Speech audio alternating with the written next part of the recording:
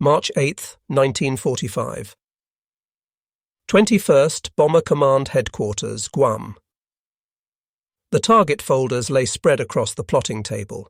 A cigar glowed in the darkness as Major General Curtis LeMay studied reconnaissance photographs of Tokyo's manufacturing districts. Thousands of small factories scattered throughout residential neighborhoods, machine shops in wooden buildings, parts manufacturers operating from converted homes. The entire war machinery of the Japanese Empire dispersed across cities built from wood and paper. Message from reconnaissance flight over Tokyo. Cloud cover minimal. Wind conditions favorable.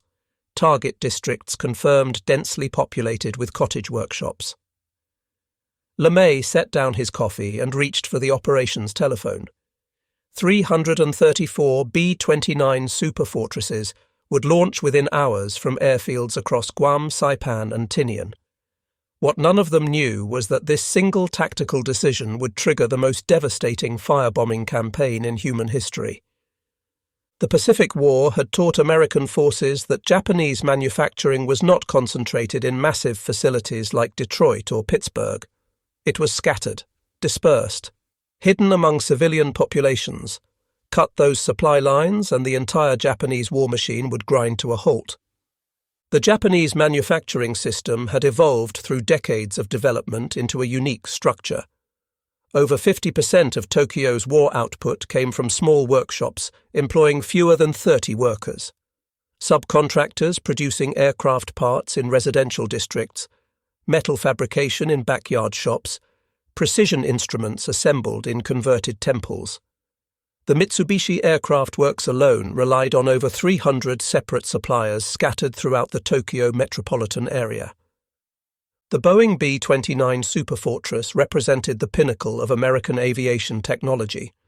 Each aircraft displaced 20 tons empty, powered by 4 Wright R3350 duplex cyclone radial engines producing 2,200 horsepower each.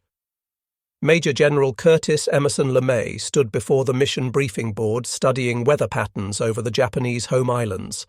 His command included 345 operational B-29s spread across airfields on Guam, Saipan and Tinian. Each bomber carried a crew of 11 men and could deliver 20,000 pounds of ordnance to targets 1,500 miles away.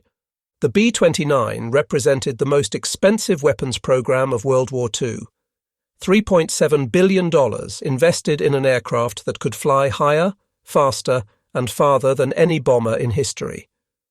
Unlike the precision daylight bombing that had devastated German facilities, the equations of attacking Japan were fundamentally different. High-altitude bombing achieved hit rates of less than 5% due to the jet stream winds discovered over Japan that could exceed 250 miles per hour at bombing altitude. Captain Robert McNamara had studied those statistics as part of the Army Air Force's Office of Statistical Control. Harvard-educated with a mind for operations research and efficiency analysis, McNamara understood that strategic bombing was ultimately about calculations, tons of ordnance delivered per sortie, target elimination percentages, cost per square mile of manufacturing capability neutralized. The difference between victory and stalemate often came down to payload efficiency and target selection methodology. Aboard the Japanese Planning Committee in Tokyo, Control Officer Ginjiro Fujiwara reviewed manufacturing dispersal reports. Following the Doolittle Raid of 1942, Japanese authorities had ordered critical war assembly scattered throughout urban areas. Aircraft engine components manufactured in Asakusa district. Electrical systems produced in Fukagawa. Ball bearings fabricated in Sumida Ward. Each district containing hundreds of small workshops integrated into residential neighborhoods, specifically to avoid concentrated bombing attacks.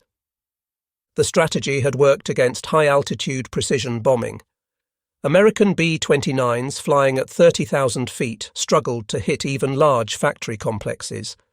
But Fujiwara's greatest fear was fire. Tokyo had burned before. The Great Kanto earthquake of 1923 had demonstrated the vulnerability of Japanese cities to conflagration. Now, with American bombers overhead almost daily, the nightmare scenario was becoming increasingly probable. The American strategic bombing campaign had achieved minimal results through February 1945. 21 Bomber Command had flown 22 missions against Japanese targets since November 1944. Results were catastrophically poor. The Nakajima aircraft engine plant at Musashino had been attacked 7 times. Total damage, less than 4% of the facility neutralized. General Henry Hap Arnold, commanding general of the Army Air Forces, had invested his reputation and the future of an independent air force on the B-29 program. Political pressure mounted daily. Congress questioned the billions spent on superfortresses that couldn't hit their targets. The Navy argued that carrier aviation was more effective than strategic bombing. The Army prepared for invasion, convinced that airpower alone could never force Japanese surrender. Intelligence officer Lieutenant Colonel Robert Olds had compiled target analyses that revealed the fundamental problem. Japanese weather patterns created unique challenges. Constant cloud cover obscured targets. The jet stream scattered bombs miles from aim points. Japanese fighter interceptors had learned to exploit the B-29's vulnerable moments during bomb runs. Loss rates approached 6% per mission, unsustainable for long-term operations. At 17:35 on March 9th, the first B-29 lifted off from Northfield, Guam. Unlike previous missions, the bomber had been stripped of all defensive armament except the tailguns. Ammunition removed, armor plating pulled out, every pound of weight savings converted to additional incendiary bomb load. LeMay's tactical revolution was breathtaking in its audacity. Night attack instead of day, low altitude instead of high, 5,000 to 9,000 feet instead of 30,000. Incendiary clusters instead of high explosives. The conventional wisdom of strategic bombing inverted completely. Weather forecasts indicated ideal conditions. Surface winds of 28 miles per hour would fan flames across target districts. Low humidity would accelerate fire spread. Clear skies would provide excellent visibility for Pathfinder aircraft. The calculations were devastating. Each B-29 carried 40 clusters of AN-69 incendiary bombs. Each cluster contained 38 individual bomblets filled with napalm gel. Temperature at ignition exceeded 2,000 degrees Fahrenheit. Burning time approximately 6 minutes. Total incendiary load per aircraft, 6 tons. Multiply by 334 bombers launched. The equation yielded 1,665 tons of incendiaries to be dropped on an area of approximately 12 square miles. Tokyo's fire defences were catastrophically inadequate. 8,000 firefighters for a city of 7 million. 3 ladder trucks capable of reaching above 2 stories. No pressurized water system in most residential districts. Narrow streets that would trap evacuating civilians. Wooden buildings separated by inches rather than feet. Air raid shelters virtually non-existent because the government believed their construction would damage morale by suggesting Tokyo could actually be bombed. The first Pathfinder aircraft arrived over Tokyo at 0008 on March 10th. Using radar navigation, they identified the aiming point in the Shitamachi district, the most densely populated area of the city. The lead Pathfinders dropped their incendiaries in parallel lines, creating a flaming X visible from 50 miles away. Following bombers would simply aim for the burning cross, dropping their loads to expand the conflagration outward. Squadron after squadron arrived over Tokyo in a 3-hour procession. 279 B-29s reached the target area. The inferno spread exactly as operational research had predicted. Individual fires merged into area conflagration. Area conflagration escalated into firestorm.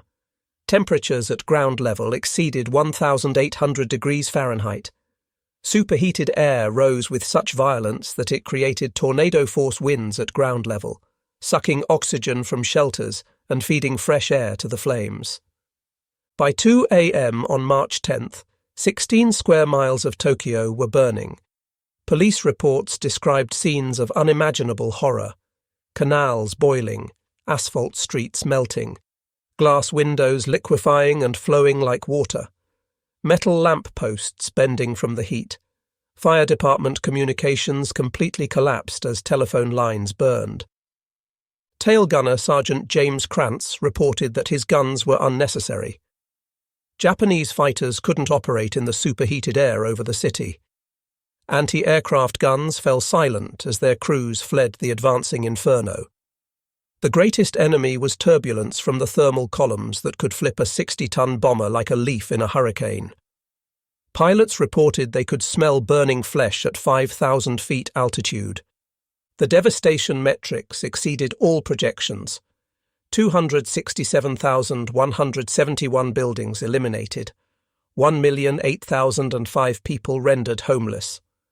Official death toll, 83,793. Actual casualties likely exceeded 100,000.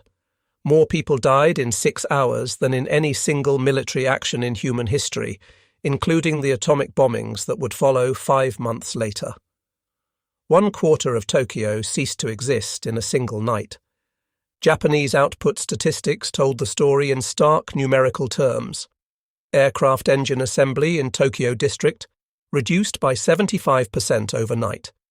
Precision tool operations eliminated entirely in affected areas. Electronic component fabrication 12 major suppliers erased completely. Ball-bearing facilities 40% of national capability eliminated. The cascade effects rippled through entire supply chains as component suppliers vanished in flames. On March 11th, reconnaissance aircraft photographed the aftermath. Where dense urban manufacturing districts had existed 48 hours earlier, only ash fields remained. 16 square miles of scorched earth punctuated by occasional concrete structures that had survived the inferno. Factory chimneys standing like grave markers over incinerated facilities. Rail yards twisted into abstract sculptures of melted steel.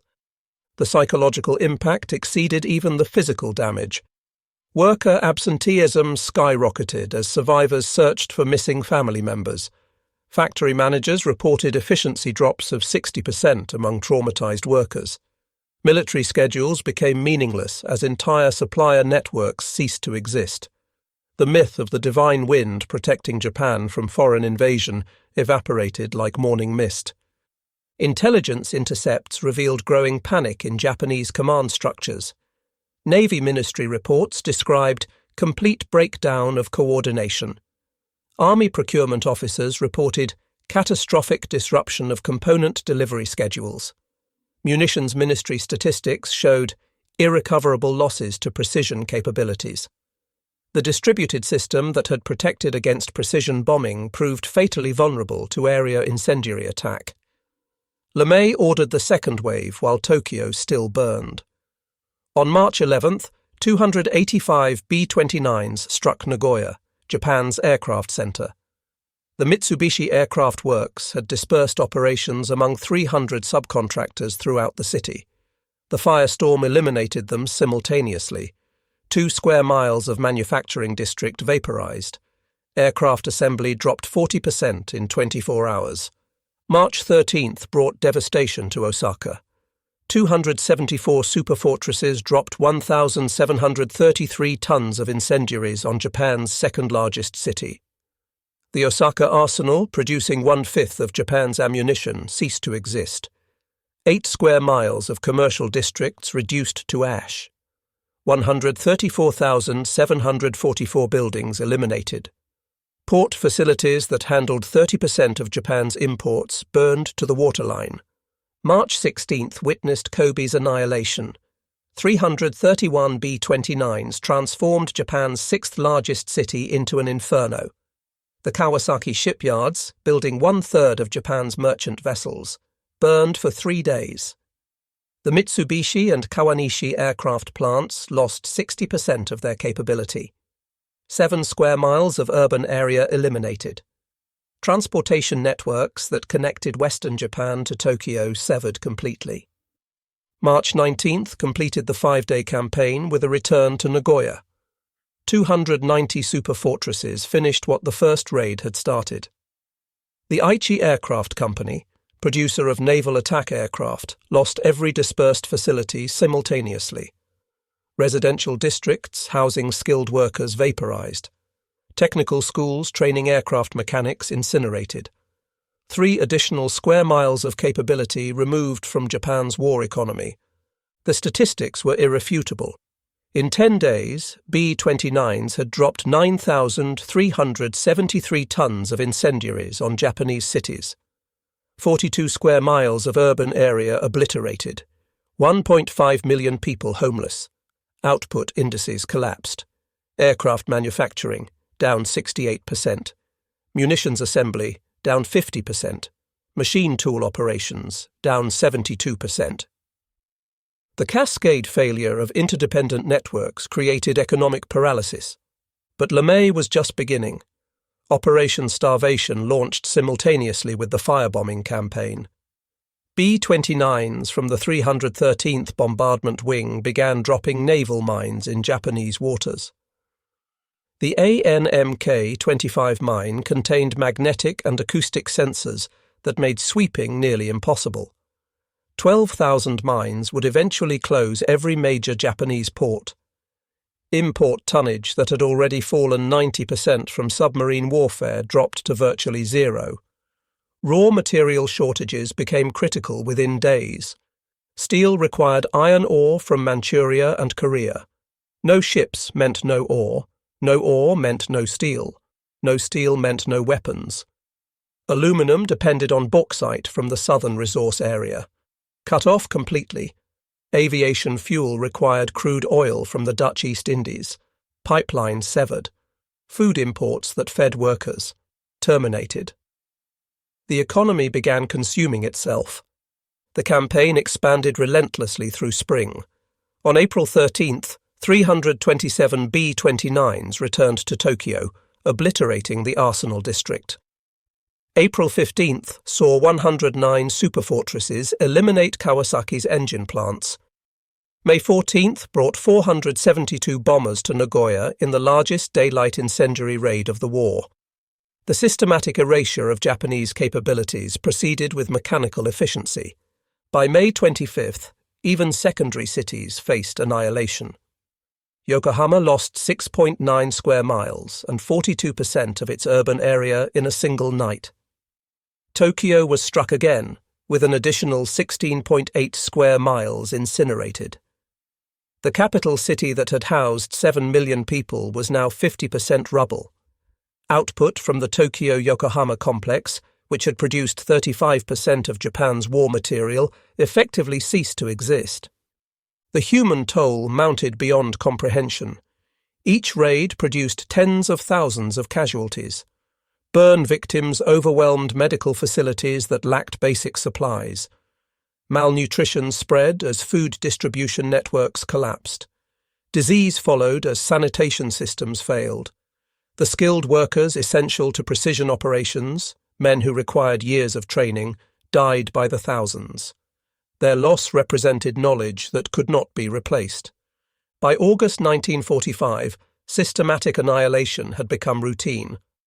LeMay's target list had expanded to include every city with population exceeding 30,000. 66 Japanese cities had been firebombed, 180 square miles of urban area obliterated, 21 million Japanese displaced from their homes. The foundation that had supported the world's third largest navy and an army of 5 million had been reduced to smoking ruins. Manufacturing statistics revealed complete economic collapse. Aircraft assembly that peaked at 2,572 planes in September 1944 fell to 1,131 by July 1945. Engine fabrication dropped 75%, propeller manufacturing down 80%. Electronic components virtually eliminated. The feedback loops accelerated geometrically. No ball bearings meant no engines. No engines meant no aircraft. No aircraft meant no defence against B-29s that arrived nightly with mechanical precision. The final statistics defied belief. Total bomb tonnage dropped, 147,000 tons. Total sorties flown, 15,000. Total B-29s lost, 414. Total American aircrew casualties, approximately 2,600. Against these losses, Japanese casualties from strategic bombing ranged from 400,000 to 600,000 dead, with millions more injured or displaced. Tokyo alone lost more civilians in one night than Britain lost in the entire war. Prince Fumimaro Konoe's post-war testimony to American investigators was explicit. Fundamentally, the thing that brought about the determination to make peace was the prolonged bombing by the B-29s. Navy Minister Admiral Mitsumasa Yonai concurred. The B-29 was the most important single factor in causing Japan to surrender. The United States Strategic Bombing Survey concluded that Japan would have surrendered by November 1945 without invasion, without atomic bombs, based solely on conventional bombing and blockade. The technological implications revolutionized warfare. Strategic bombing had validated itself as a war-winning capability. The ability to eliminate entire economies from the air removed the need for ground invasion. The independent air force that General Arnold had envisioned became reality in 1947, built on the foundation of B-29 success over Japan. Every subsequent air campaign would reference the lessons of 1945. American superiority had proved decisive. Boeing manufactured 3,970 B-29s between 1943 and 1946. Each aircraft cost $639,188, equivalent to $11 million in modern currency. The total program investment of $3.7 billion exceeded the Manhattan Project's $2 billion. But the return on investment was conclusive. Japan's entire foundation obliterated for the loss of 414 B-29s and 2,600 aircrew. The arithmetic of strategic warfare had been solved. The moral implications generated decades of debate. International law in 1945 did not explicitly prohibit area bombing of cities. The Hague Conventions addressed military targets, but not civilian workers. Japanese authorities had deliberately dispersed military assembly into civilian areas, making discrimination impossible. American planners argued that eliminating war capabilities justified civilian casualties. Critics condemned the deliberate targeting of population centers as war crimes. General LeMay remained unapologetic throughout his life. "We're at war with Japan. We were attacked by Japan. Do you want to kill Japanese, or would you rather have Americans killed?" His logic was coldly practical. Operation Downfall, the planned invasion of Japan, projected 1 million American casualties.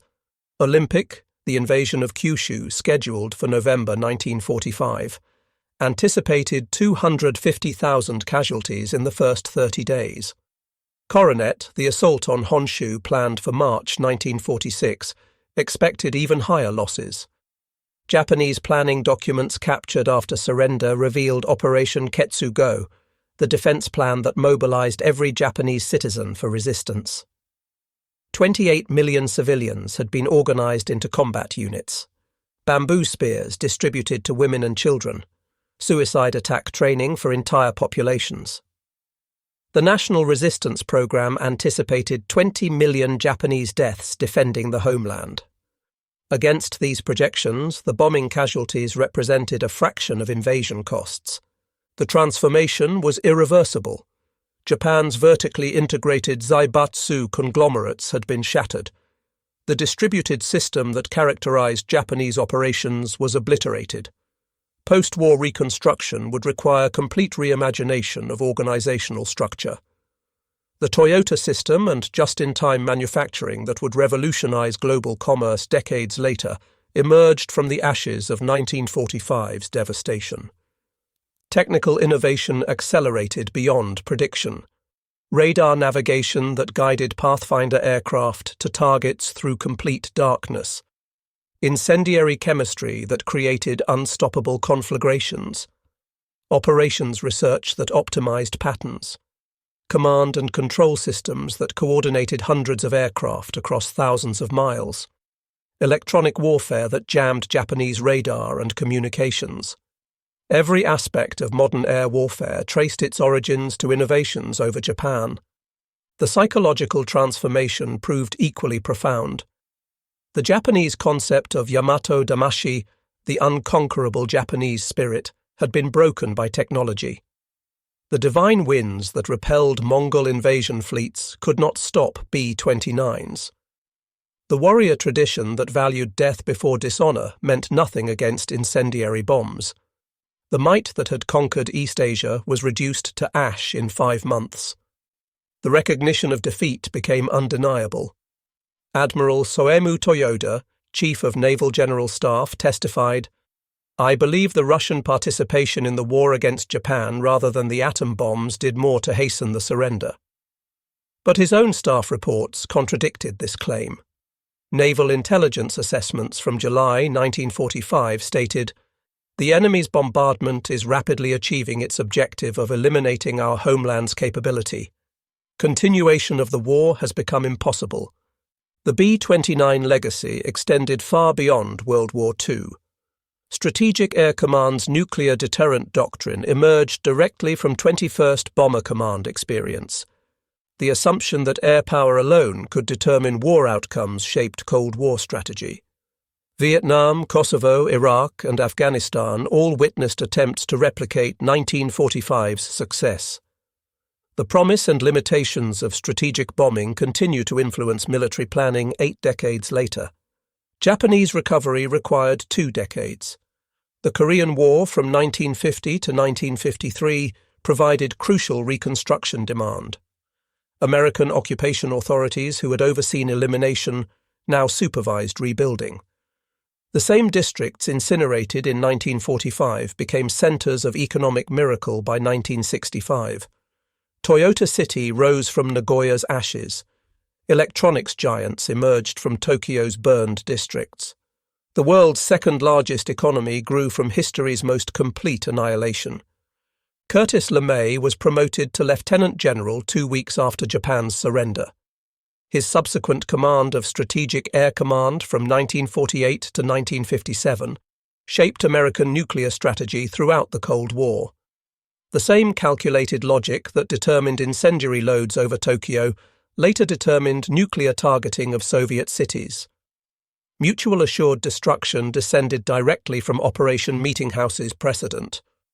Robert McNamara, who had analysed bombing effectiveness for LeMay, later served as Secretary of Defense during Vietnam. In his 2003 documentary, The Fog of War, he reflected on the firebombing campaign. LeMay said if we'd lost the war, we'd all have been prosecuted as war criminals. And I think he's right. He, and I'd say I, were behaving as war criminals.